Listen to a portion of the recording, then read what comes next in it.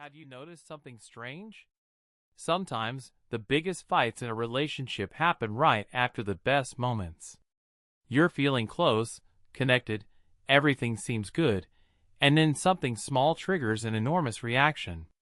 A forgotten errand, a tone of voice, and suddenly you're in the middle of a painful conflict that seems to come from nowhere. I've been thinking about this pattern for a long time, and I want to explore an idea with you today that comes from John Gray's book Men Are From Mars, Women Are From Venus. It's a specific concept that I think can help us understand what's really happening in these moments. I'm not going to summarize the book. I just want to develop this one idea with you, because I believe it touches something important about how we relate to each other. Gray talks about what he calls the 90-10 principle. It's a simple observation, but it has profound implications. He suggests that when you're upset during an argument with your partner, only about 10% of your disturbance is actually about the present situation. The other 90%? Those are old feelings. Unresolved emotions from your past that are emerging periodically, finding their way to the surface through whatever is happening right now. Let me sit with that for a moment, because it's worth feeling into. When your partner says something that hurts you, when you feel that surge of anger or pain, most of what you're experiencing isn't really about them or about this moment. It's about your history. It's about wounds that were created long before this relationship even began. This isn't a comfortable thing to recognize. We want to believe that our reactions are proportional, that they match what's actually happening. But if we're honest with ourselves, we've all had those moments where we know, somewhere inside, that our response is bigger than the situation warrants. What I find particularly interesting is that these old feelings tend to surface most when we're closest to someone, when we're happiest. And that seems contradictory, doesn't it? You'd think that happiness would protect us from these eruptions. But it doesn't work that way. When you feel safe with someone, when you allow yourself to be truly vulnerable and open, you're also allowing everything else to come up. The wounds you've been carrying, the pain you've been managing, the feelings you've kept at bay, they all start asking for attention. Intimacy doesn't just bring out the good. It brings out everything.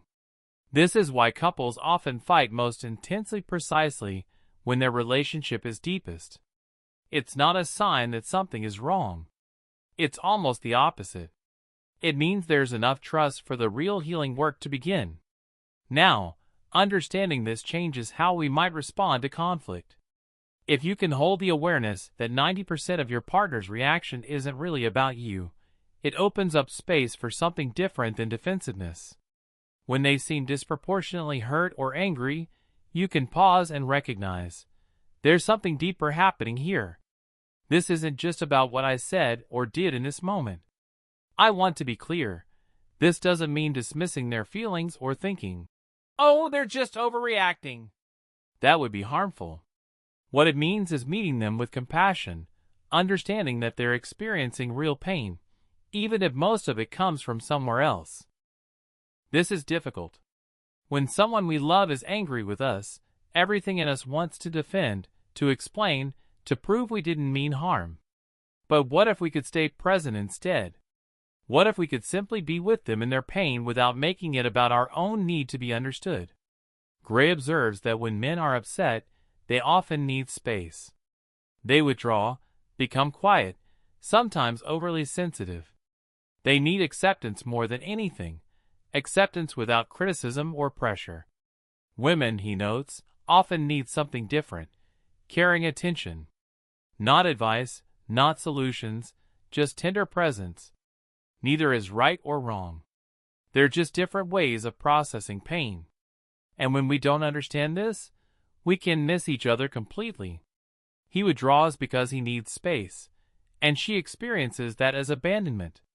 She seeks connection because she needs presence, and he experiences that as pressure. And so the wound deepens. There's a practice Gray suggests that I have found remarkably helpful: writing about your feelings before you confront your partner. It's simple. When you're upset, before you say anything, sit down and write. Let everything out on paper, all the anger, the hurt, the accusations, everything you're feeling. Don't censor it. Just let it flow. Something happens in the act of writing. The feelings that seem so urgent, so directed at your partner, start to shift. You begin to see beneath them. Gray shares a story about a man named Jim who woke up one morning feeling intensely angry at his wife. Everything she did irritated him. But instead of picking a fight, he decided to write. He started writing about his anger toward her, but as he continued, something surprising happened. He realized he wasn't actually angry at his wife at all. He was angry at his mother, at how controlling she had been, at feelings from his childhood that had never been fully processed. Those old feelings had risen to the surface, and his mind, not knowing what else to do with them, had pointed them at the person closest to him. Once he recognized this through writing, the anger toward his wife simply disappeared. This is what writing can do. It helps you separate the past from the present. It creates space between the feeling and the person you might otherwise hurt with that feeling. The negativity gets released onto the page instead of into the relationship.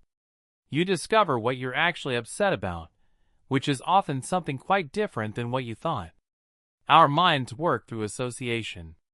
When something in the present resembles something from our past, we react as if the past is happening again right now. Your partner's tone reminds you, unconsciously, of a parent who criticized you. Your partner's need for space triggers abandonment you felt as a child. You don't think about this consciously. You just feel the feeling and react to it. This is human.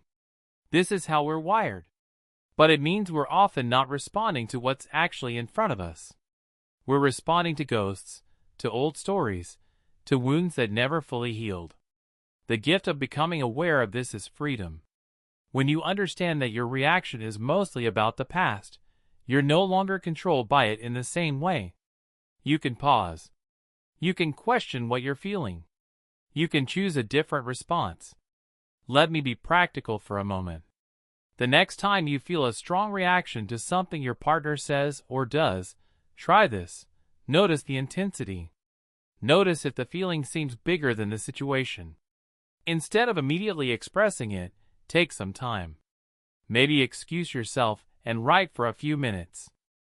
Write everything you're feeling. I feel criticized. I feel like nothing I do is good enough. I feel small. And as you write, pay attention to what emerges. Do these feelings remind you of anything from your past? Have you felt this way before? Maybe long before this relationship?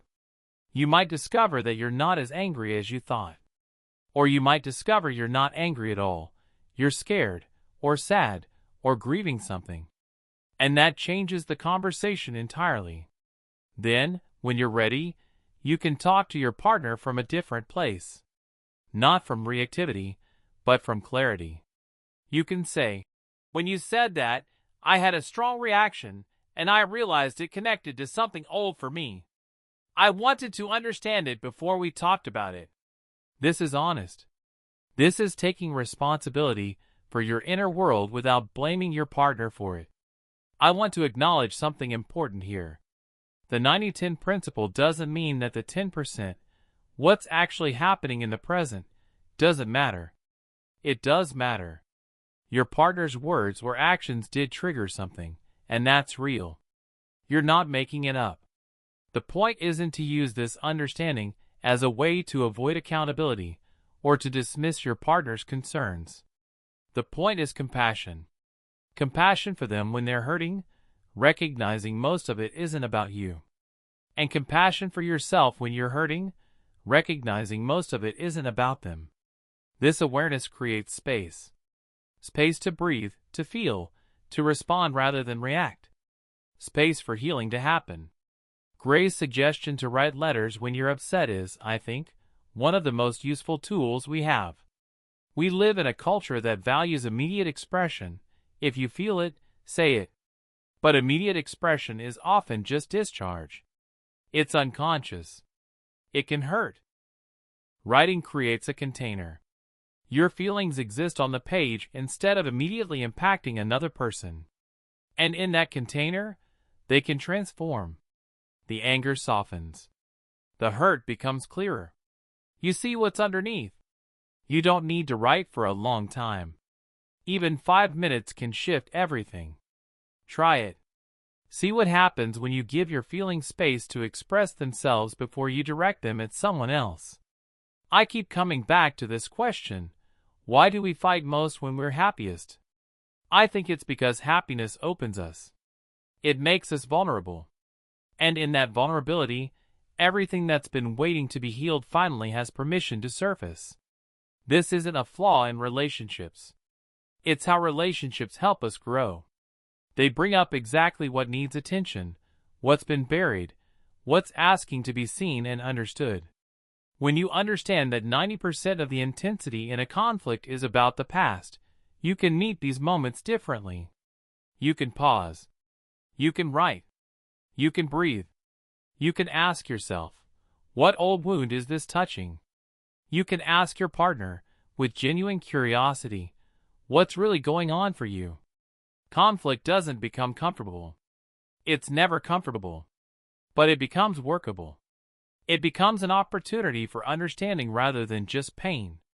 So here's what I want to leave you with. The next time you're in conflict with someone you love, consider that it might not be about what you think it's about. Most of what you're both feeling could be old stories asking for attention. And instead of reacting from that place, you have a choice. You can pause. You can write. You can give yourself and your partner space to see more clearly.